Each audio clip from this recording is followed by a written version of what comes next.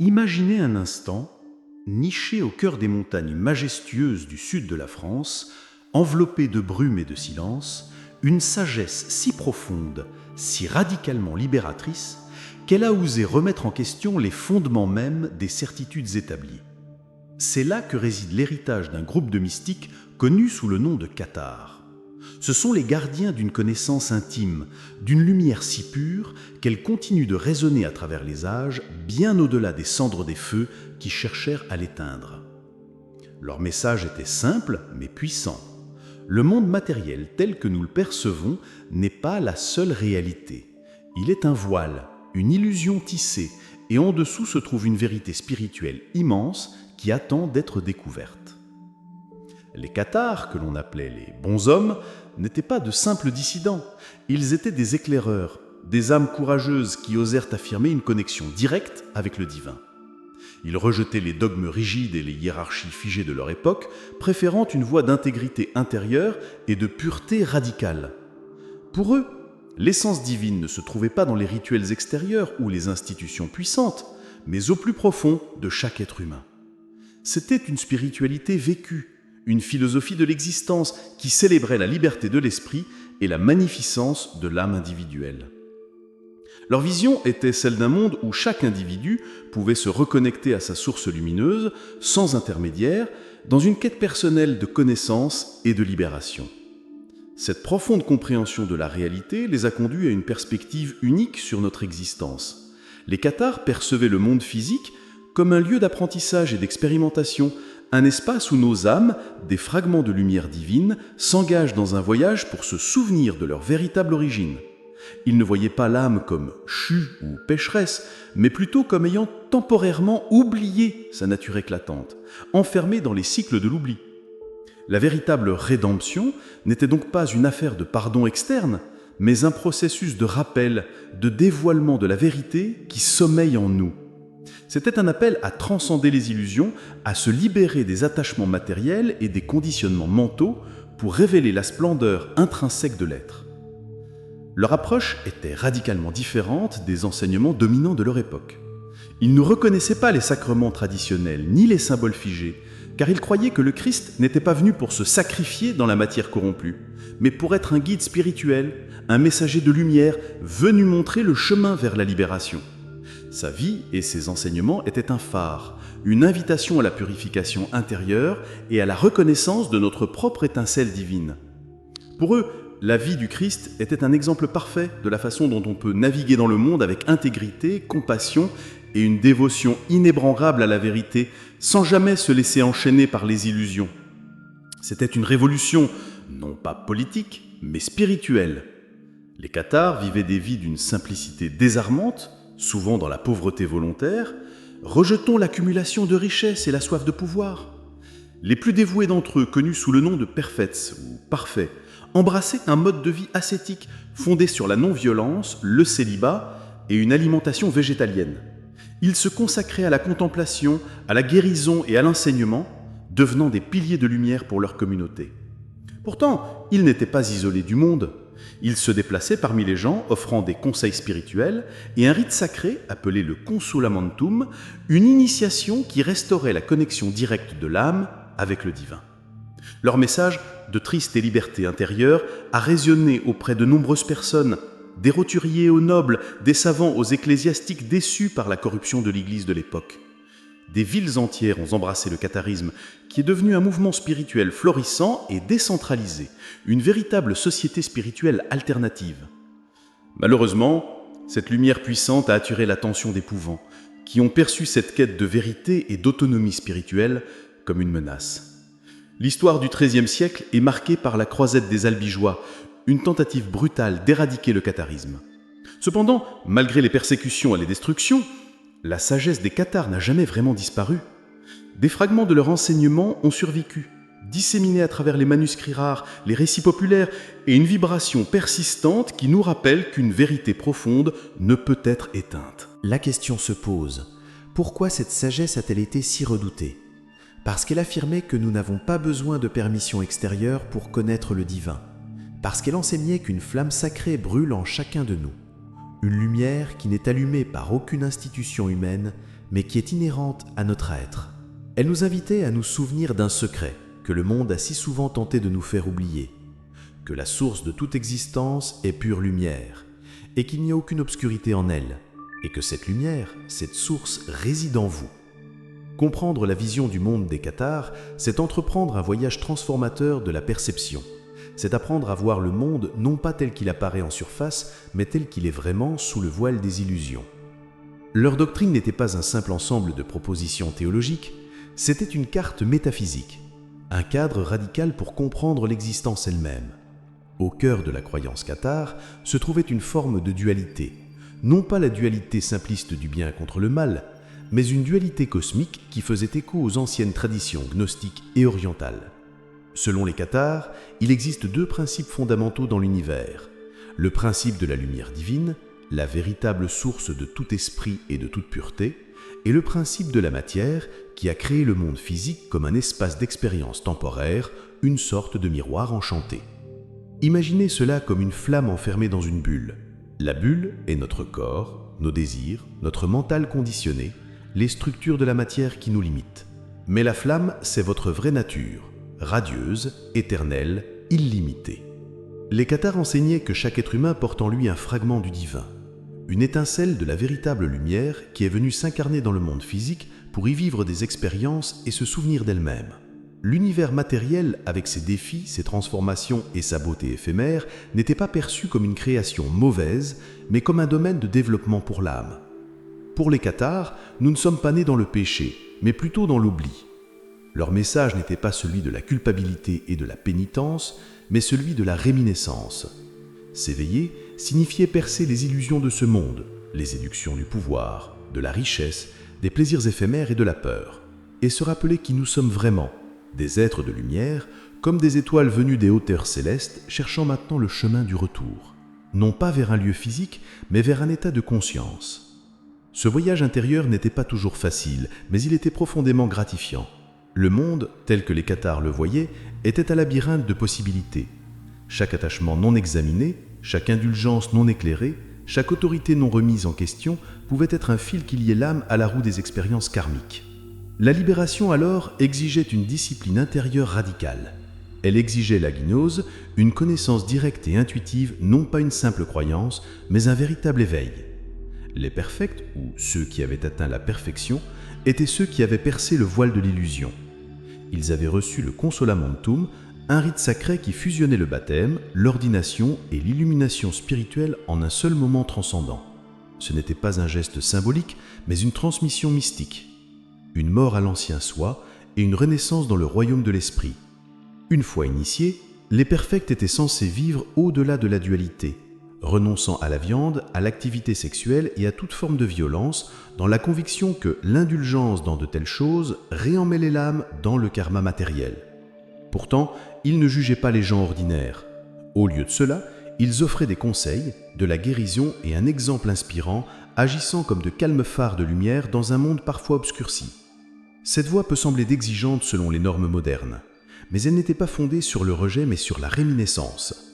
Les cathares ne cherchaient pas à s'échapper du monde par peur, mais à le transcender par amour pour la lumière dont ils se souvenaient.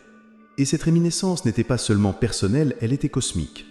Les cathares croyaient à la fin d'un grand cycle, quand toutes les âmes seraient finalement libérées, le monde matériel se dissoudrait comme un rêve, et la lumière rassemblerait ses fragments pour retourner à la source.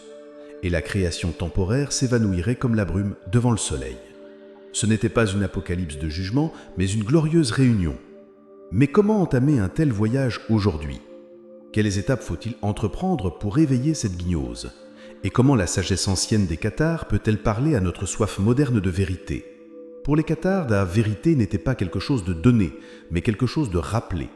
Et la réminiscence exigeait de briser des illusions si profondément ancrées dans la vie quotidienne qu'elles étaient devenues indiscernables de la réalité. La voie cathare n'était pas pour les âmes timides, elle exigeait une volonté de voir à travers le tissu même du monde, non pas avec mépris, mais avec une clarté limpide. Leur enseignement ne consistait pas à condamner le physique par haine du corps, mais à envisager la matière comme un miroir enchanté, capable de séduire l'âme et de lui faire oublier sa propre radiance. S'éveiller, c'est discerner la différence entre ce qui vient de la lumière et ce qui appartient aux illusions du monde.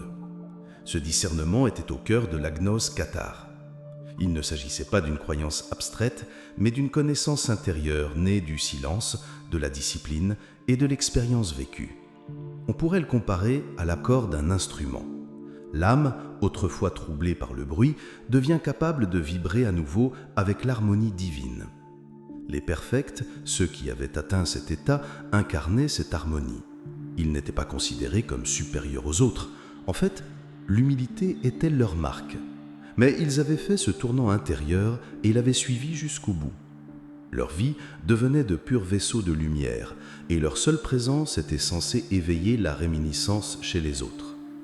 L'initiation à cette voie était marquée par un rite sacré, connu sous le nom de consolamentum. Mais ce n'était pas une cérémonie ordinaire, ce n'était ni théâtral ni symbolique, c'était une expérience mystique d'une intensité transformatrice. On chuchote dans certains cercles ésotériques que le consolamentum n'était pas seulement un rituel, mais une transmission énergétique, un passage de flamme d'âme à âme. L'initié jeûnait, priait et se préparait pendant des jours. Puis, dans un silence absolu, l'imposition des mains par un perfect servait de clé, de déclencheur pour libérer la mémoire encodée au plus profond du tissu de l'âme. Les cathares croyaient que ce rite alignait l'âme de l'initié avec la vibration des royaumes supérieurs, brisant la chaîne des expériences karmiques et préparant l'âme à son retour final à la lumière. Une fois reçu, l'initié était censé vivre comme un perfect, une vie d'intégrité radicale, de non-violence et de détachement des ambitions mondaines. Cela peut sembler exigeant, mais il y avait une sagesse pratique sous-jacente. Ils avaient observé comment les structures de pouvoir corrompaient, comment la guerre, la cupidité et l'obéissance aveugle menaient à la souffrance.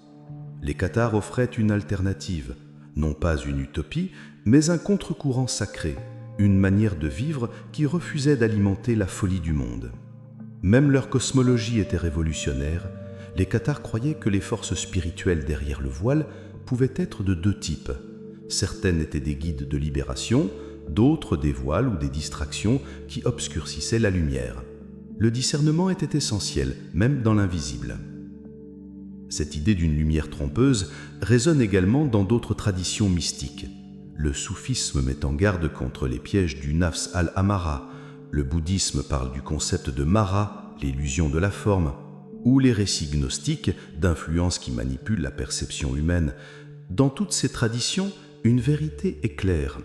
Tout ce qui brille n'est pas forcément la lumière pure. Marcher sur la voie cathare signifiait confronter ces illusions tant externes qu'internes. L'ego, l'orgueil, les indulgences matérielles, même l'attachement à la souffrance elle-même. Celles-ci étaient considérées comme des liens forgés non pas par le destin, mais par l'oubli. Les briser exigeaient non pas la violence, mais la vigilance. Pourtant, les cathares n'étaient pas des nihilistes. Leurs enseignements débordaient d'une compassion tranquille. Ils croyaient à la guérison, en la paix intérieure, en la beauté radieuse d'une âme alignée avec sa source. Leur éthique n'était pas enracinée dans le dogme, mais dans l'amour. Un amour qui transcendait la forme et pointait toujours vers l'éternel. Au final, les cathares n'essayaient pas d'échapper à la vie. Ils essayaient de s'éveiller d'un rêve pris pour la réalité. Le but ultime n'était pas le ciel comme un lieu, mais la lumière comme un état d'être. Alors comment appliquer la sagesse d'une secte médiévale persécutée dans un monde de smartphones, de gratte-ciel et de surcharge existentielle? Les cathares vivaient dans des villages de pierre, allumaient des bougies pour la prière et renonçaient aux séductions du monde pour éveiller l'âme. Nous vivons à une époque de bruit incessant, de distractions constantes et de dépendance algorithmique. Mais l'essence de leur chemin, l'art du souvenir spirituel, est plus pertinent que jamais. Les cathares comprenaient que l'éveil commence par le discernement. Dans le monde d'aujourd'hui, cela signifie apprendre à percevoir ce qui nourrit votre lumière intérieure et ce qui alimente les illusions. Premièrement, commencez par le silence. Les cathares pratiquaient la contemplation, non pas par une prière ritualisée, mais par une présence pleine et entière. Commencez par une simple pratique quotidienne, 10 minutes d'immobilité. Pas de téléphone, pas d'agenda, juste vous et votre souffle. Écoutez le silence sous la pensée. Avec le temps, cela développe l'oreille intérieure, la capacité d'entendre ce que l'esprit oublie. C'est dans ce vide que l'âme peut enfin chuchoter ses vérités les plus profondes. Deuxièmement, affinez notre consommation. Les cathares étaient végétariens, non pas par supériorité morale, mais parce qu'elles croyaient que la consommation excessive peut lier l'âme. Vous n'avez pas besoin de devenir ascétique du jour au lendemain, mais commencez à remarquer ce que vous nourrissez en vous physiquement, mentalement, émotionnellement. Essayez ceci pendant quelques jours. Éliminez tout ce qui provoque l'envie ou l'engourdissement. Aliments transformés, médias sensationnalistes, commérages, jugements. Observez ce qui surgit en leur absence. Cet inconfort, ce silence, c'est le début de la réminiscence, un espace où la clarté peut émerger. Troisièmement, pratiquez le non-attachement éthique. Les cathares rejetaient la violence, l'excès et la hiérarchie, non pas par rébellion, mais parce que ces systèmes obscurcissent la clarté spirituelle. Dans votre propre vie, demandez-vous où m'accroche-je à mon identité, à l'approbation, au statut. Puis choisissez un petit attachement et relâchez votre emprise, non pas pour vous punir, mais pour créer de l'espace pour que la lumière émerge. Chaque fois que nous nous libérons d'une attache, nous libérons une part de nous-mêmes, permettant à notre véritable essence de briller plus fort. Quatrièmement, redécouvrez le conte sous lamentum intérieur. Bien que le rite littéral puisse être perdu dans le temps, son essence perdure. Le tournant intérieur, la reconnexion de l'âme à sa source. Créez votre propre initiation sacrée. Ce pourrait être une promenade tranquille dans la nature, où vous déclarez votre intention de vous souvenir, ou un vœu personnel murmuré avant le sommeil. Je choisis la lumière plutôt que l'illusion. Je choisis de me souvenir plutôt que d'oublier. Faites cela avec révérence. Vous rallumez un ancien feu, une flamme éternelle qui a toujours brûlé en vous. Cinquièmement, vivez comme un vaisseau de lumière. Les perfects n'étaient pas des saints inaccessibles, ils étaient des rappels vivants, des miroirs pour les autres. Vous n'avez pas besoin de robes ou de vœux pour porter la lumière dans les moments quotidiens. Comment vous parlez? Comment vous réagissez? Comment vous pardonnez? Vous devenez soit une fenêtre, soit un mur. Demandez-vous souvent, est-ce que je reflète la lumière ou est-ce que j'absorbe l'ombre? Chaque interaction est une occasion de laisser transparaître votre lumière intérieure. Sixièmement, observez les illusions sous leur déguisement moderne. Les cathares mettaient en garde contre les forces invisibles qui imitent la vérité. Aujourd'hui, celles-ci se présentent sous forme d'idéologie, de mouvements ou même de soi-disant gourous spirituels. Comment discerner? Demandez-vous, ce chemin encourage-t-il la peur ou l'amour, le contrôle ou la libération, l'ego ou l'âme? La lumière véritable n'exige jamais votre allégeance. Elle invite à votre éveil. Elle vous invite à vous poser des questions et à ressentir ce qui est juste pour vous, au plus profond de votre être. Septièmement, créez une communauté de réminiscence. Les cathares vivaient en communauté, non pas par nécessité, mais par résonance. Trouvez ou construisez un cercle d'âmes sœurs. Vous n'avez pas besoin d'un monastère. Même deux personnes se rencontrant dans la vérité créent un espace sacré. Parlez des choses de l'âme, partagez des rêves. Gardez la lumière les uns des autres.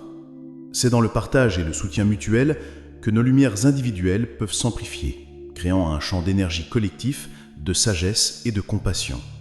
Ces étapes ne sont pas des règles immuables, mais des rappels doux. Vous n'êtes pas ici pour être parfait, au sens humain du terme. Vous êtes ici pour vous souvenir que vous n'avez jamais été brisé, que votre essence est pure et intacte. Les enseignements cathares, bien que marqués par le temps, continuent de chuchoter. Vous êtes la lumière qui rêve de la matière. Vous êtes libre, prétendant être lié. Chaque fois que vous choisissez la vérité plutôt que le confort, le silence plutôt que le bruit, l'amour plutôt que l'illusion, vous marchez sur le chemin cathare, non pas dans leur robe, mais dans votre propre lumière éclatante. Des siècles se sont écoulés depuis les feux du mont Ségur, où le dernier bastion cathare est tombé, et plus de 200 âmes sont entrées volontairement dans les flammes. Pour le monde, elles sont mortes en hérétiques, mais pour ceux qui se souviennent, elles sont montées en gardiennes d'une vérité plus profonde. Une vérité qu'aucune épée, aucun décret, aucune inquisition n'a pu éteindre. Parce que la vérité qu'elles portaient ne leur appartenait pas. Elle était, et elle est toujours, la vôtre à ce souvenir. Les cathares enseignaient que ce monde est un jeu d'ombre, un rêve pris pour la réalité, et que le véritable éveil ne vient pas d'une autorité externe, mais de l'activation de la flamme divine déjà présente en vous. Ils ont vécu en défiant la peur, en dévouement à la lumière et au service du chemin éternel de l'âme vers sa vraie demeure, qui est un état de conscience pure. Aujourd'hui, leurs chuchotements reviennent, non pas comme une doctrine rigide, mais comme un appel à ne pas fuir le monde, mais à le voir au-delà des apparences, un appel à ne pas suivre aveuglément, mais à connaître profondément, un appel à ne pas être sauvé, mais à se souvenir que vous n'avez jamais été vraiment perdu. Dans leur chute, les cathares ont planté des graines de gnose, de résistance silencieuse, de clarté lumineuse. Et ces graines germent à nouveau, dans ceux qui méditent au lieu de se soigner uniquement avec des médicaments, qui questionnent au lieu de se conformer, qui cherchent le temple intérieur plutôt que le trône extérieur. Si vous avez déjà ressenti que le monde n'est pas ce qu'il semble, si vous avez eu le pressentiment que votre âme appartient à une lumière qui ne se trouve pas dans les livres ou les bâtiments, si vous avez entendu l'écho lointain d'une vérité trop dangereuse pour être prononcée à voix haute, alors peut-être étiez-vous destiné, depuis toujours, à trouver ce chemin. Et maintenant, il est temps de le parcourir. Laissez leur héritage vivre non seulement dans la mémoire, mais dans votre présence, vos choix, votre éveil.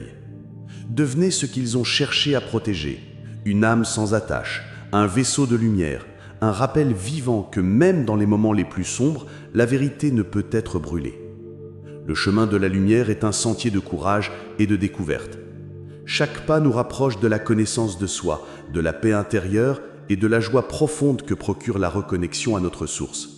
Ce n'est pas un chemin de perfection, mais un chemin de transformation, où chaque défi est une opportunité de grandir et de briller davantage. Permettez-vous d'explorer cette lumière en vous, de la nourrir et de la partager avec le monde. Laissez votre propre histoire devenir une source d'inspiration, un témoignage du pouvoir infini de l'esprit humain à s'élever au-dessus des défis et à créer une réalité emplie de sens et de connexion. Si ce voyage au cœur des enseignements cathares a résonné en vous, nous vous invitons chaleureusement à vous abonner à notre chaîne pour ne manquer aucune de nos prochaines explorations de la sagesse ancienne et moderne. Nous vous encourageons à aller au-delà d'un simple « j'aime » ou d'un bref commentaire. Nous serions ravis de lire vos réflexions les plus intimes. Quelle étincelle ces mots ont-elles allumé en vous ? Y a-t-il une idée, une phrase, une vibration qui a particulièrement touché votre cœur ou éveillé une nouvelle perspective ? N'hésitez pas à partager vos expériences, vos questions ou même un simple sentiment que ces mots ont évoqué. Votre interaction est précieuse et nous aide à éclairer davantage le chemin pour tous. Nous sommes impatients de découvrir les lumières uniques que chacun de vous porte en lui.